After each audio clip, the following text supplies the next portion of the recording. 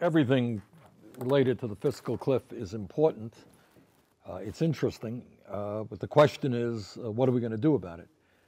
I think everybody knows by now that if an agreement is not reached by the end of this year, taxes are going to go up for everybody in this country.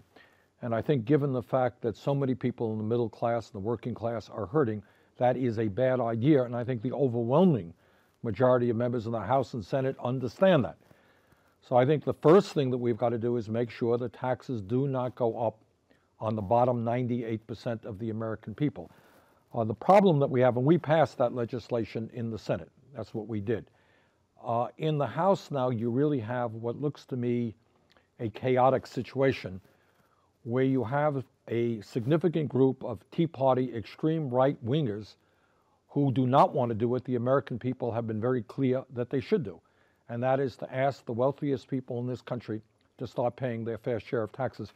Tom, just the other day, there was a poll done by the Washington Post and ABC reflecting what we have seen over and over and over again. In this poll, 74% of the American people, including significant numbers of Republicans, independents, Democrats, all said, yes, we should ask people making $250,000 a year or more to pay more in taxes to help us with deficit reduction.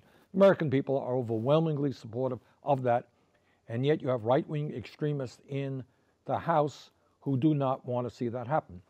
What their view is, and it's a really interesting and probably maybe almost a unique political moment, because you have the House today controlled by people who are way, way, way out of touch with what the American people want. Their view is that we should not, a significant number, not all, of the Republicans believe we should not ask millionaires and billionaires to pay a nickel more in taxes, but we should make significant cuts in Social Security, Medicare, Medicaid, veterans programs, education, nutrition, and a variety of other programs. I believe, honestly, Tom, in my heart of hearts, I don't think that that program, that concept, is supported by more than 15 or 20% of the American people. I don't believe a majority of Republicans support that program. And yet that is where your right-wing extremist House of Representatives is right now. So my own view is not different from what I think you've articulated a moment ago. And that is what the president should say is, look, I tried, I made concessions, I reached out. It is clear that right now the House of Representatives does not have a governing structure. They cannot make decisions. So I'm going to rescind the compromises that I made, and I'm going to stand with the American people.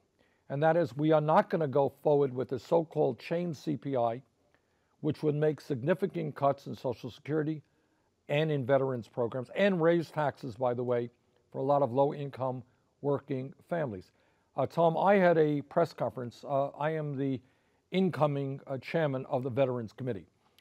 And I just held a press conference on Wednesday with over 30 veterans organizations, the American Legion, VFW, Disabled American Veterans, the Iraqi, Afghanistan veterans organizations, all of them. And what they said is, quite correctly, veterans of this country, especially disabled veterans, they have already sacrificed. They have paid some really heavy-duty prices in terms of arms, in terms of legs, in terms of hearing, in terms of eyesight. This is not an equivalent ask. It's wrong to say, okay, we're going to take even more from veterans and maybe a little bit something from the rich. The wealthiest people in this country are doing phenomenally well. Corporations are enjoying record-breaking profits. And in both instances, the effective tax rates for the wealthy are very, very low. And we got 1 out of 4 profitable corporations paying nothing in taxes. So what we should not be saying is, yeah, we're going to cut Social Security. Yeah, we're going to ask the rich to pay a little bit more in taxes. That's wrong. The middle class is declining. People are struggling day and night to keep their heads above water economically. We cannot attack them more and more. It is going to have to be the wealthy, the large corporations. I just voted against a few minutes ago the DOD, Department of Defense authorization bill. I think we got to make judicious, intelligent cuts in defense spending. We can do this deficit reduction in a way that is fair. We can come up with enough money to invest in rebuilding our infrastructure, transforming our energy system, and creating millions of jobs.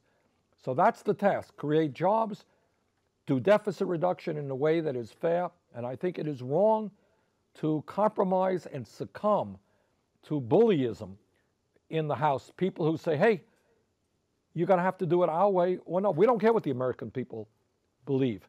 You have to do what we want. And I hope the president does not go in that direction.